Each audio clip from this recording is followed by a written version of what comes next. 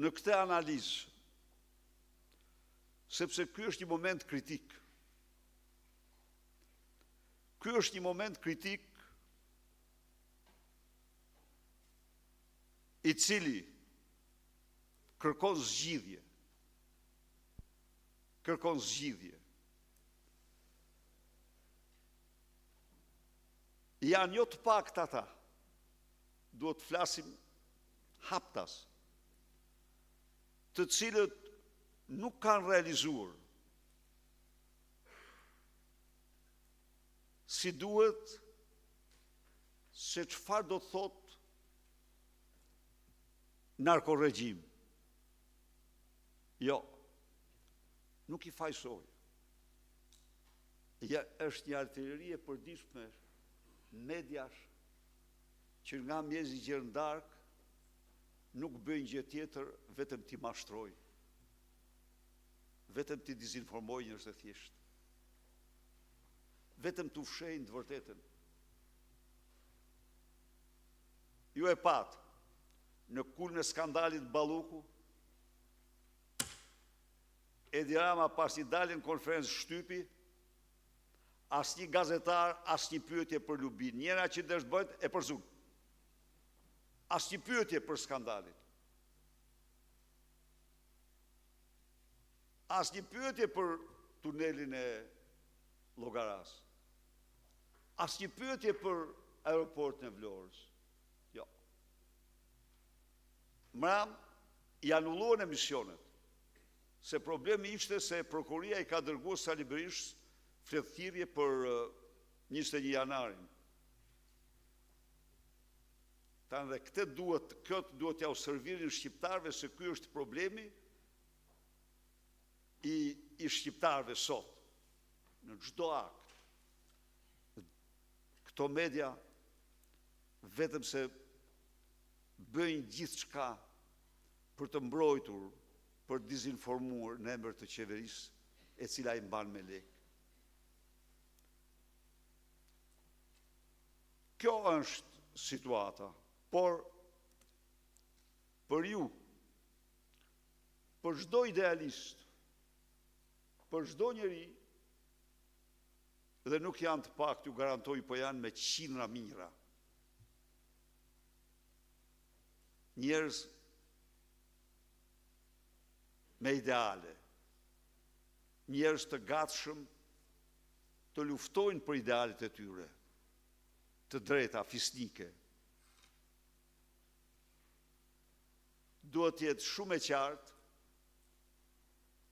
se përveç protestës, kryengritjes paqësore, asnjë mjet tjetër nuk do mund të shpëtojë Shqipërinë nga ky pushtim i egër i brendshëm. Në disa aspekte, ju them unë ju, në aspektin e materjes njerëzore, ky te i kalon çdo lloj regjimi që ka njohur shqiptarët në histori. Nuk mund të them për mesjetën dhe ato egzodat e tyre, po 1 milion shqiptar nga 1 milion, vetëm në hapësirën europiane, pa llogaritë të tjera, nga 2014 a 2023, Shqipërisë, po të shtojmë dhe të tjerët, miqtë e mi, duhen 60 vite. Shqipëria në disa aspekte të materjes njerëzore, të qenjes njerëzore, ka shku 100 vite mrapa. Sot ka tregues në lidhje Shqipërisë që ka patur 100 vjet më parë, për shkak të migracionit. Që nga 2018 e këtej, vdekjet i kemi 2 fish në lindjeve. Po. Pra, për çdo shqiptar që i thot vetes shqiptar, që e don këtë vend, një thirrje duhet të zgjojë ndërgjegjën e tij. Të bëjmë atë që kanë bërë kombet e shtypura kundër diktaturave në gjitha kohrat. Të ngrihem edhe ka vetëm një rrugë. Qendresa jonë, protesta jonë, asnjë rrugë tjetër, ja u them unë ju.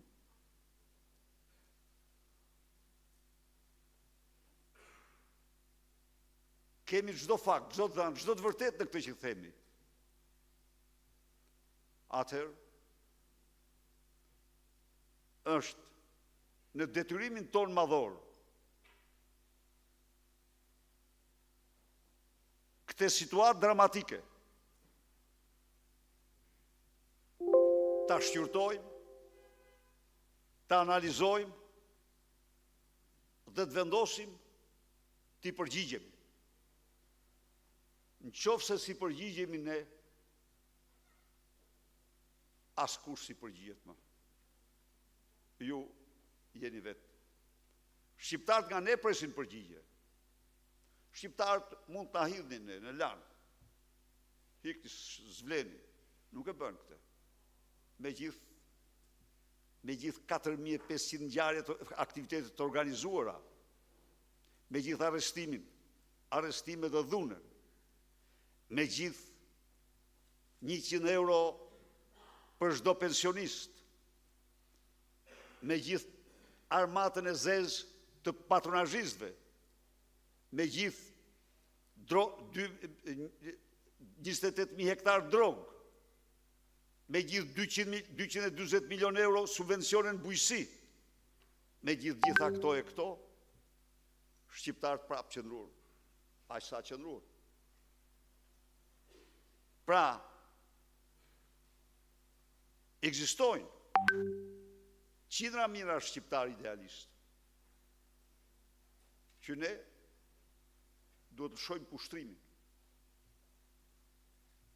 Ju e shifni ç'ndodh në parlament. Ju e shifni çfarë ndodh në parlament. 10 seanca. Vetëm një ditë kanë lejuar debat. S'ka ndodhur kur. Pse? Sepse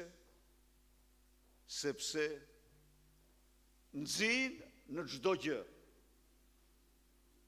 10 seanca, vetëm një ditë. Preferoj të kaloj qeverinë pa debat, sepse është turp kombëtar vetë dhe turp kombëtar ata që i ka emëruar. Bëri gjithçka të kaloj programin e qeverisë pa debat, sepse është një letër vdekur, një mashtrim që i bën shqiptarëve. Shikoni vetë pra. Parlamentin që do ta ketë shtyllën kryesore të pushtetit e asgjëson, por ne ajo është parlamenti i votave të vjedhura. Por shiko çfarë qëndrimi mbajnë ndaj parlamentit.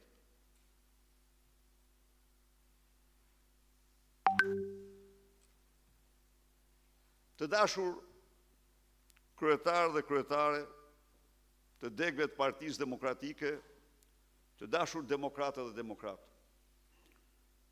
Në këtë analizë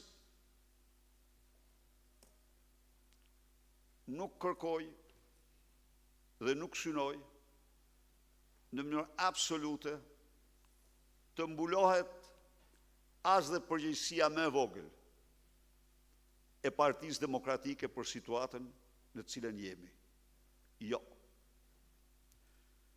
Në këtë kuadër unë edhe në mbledhjet kryesisë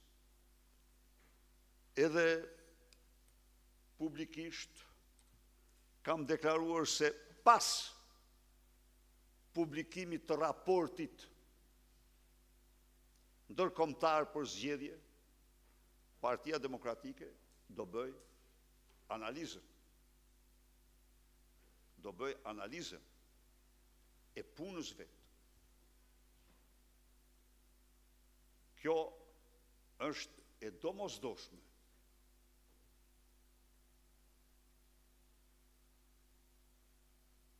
Cilat qenë përpjekjet tona, cilat qenë defektet tona, çfarë duhet të korrigjojmë, çfarë duhet të bëjmë.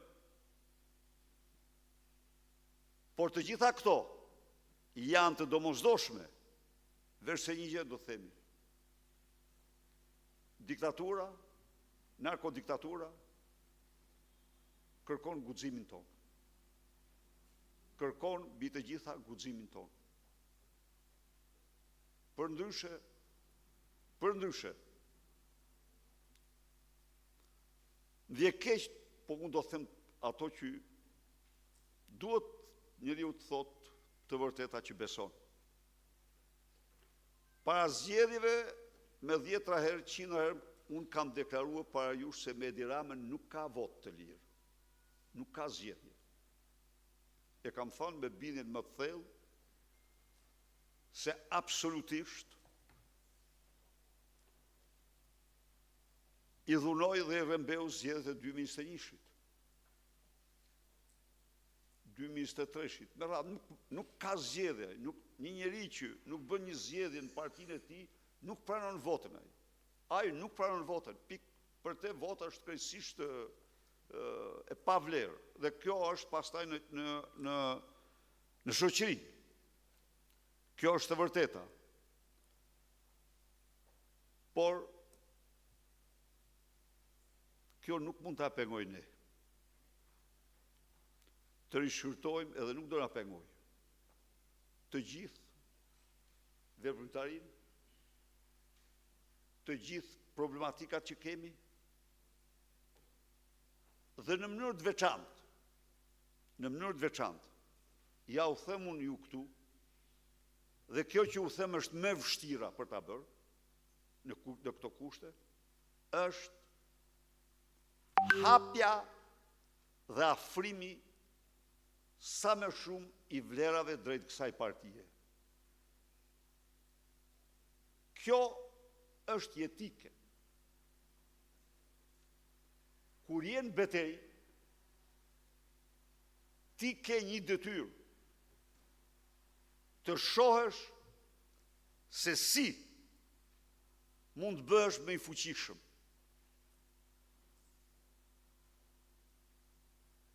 Se si mund të